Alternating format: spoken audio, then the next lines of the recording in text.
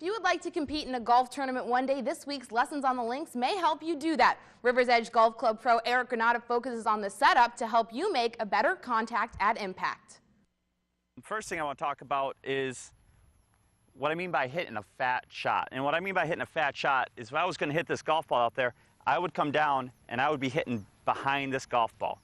And I would make a divot that starts behind the golf ball.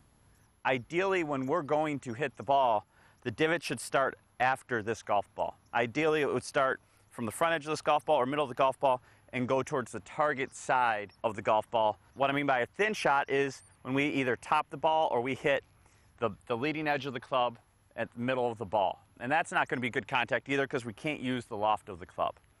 So how does that happen? Well, one of the ways it happens is with a bad setup. If you don't set up well, it's going to put you at a distinct disadvantage of hitting the ball well. So when we set up to it, the thing we want to focus on most here is our posture.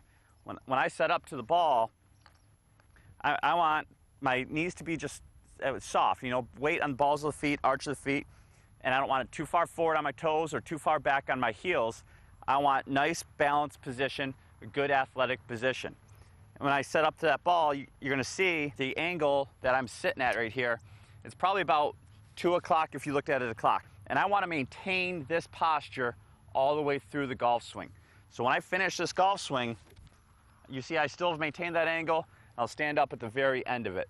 But through that swing, I want to maintain that angle so I can hit this ball cleanly. That's one of the biggest things I see in hitting shots thin or fat is not setting up correctly, setting up too far back or just doing something that needs some adjustment here.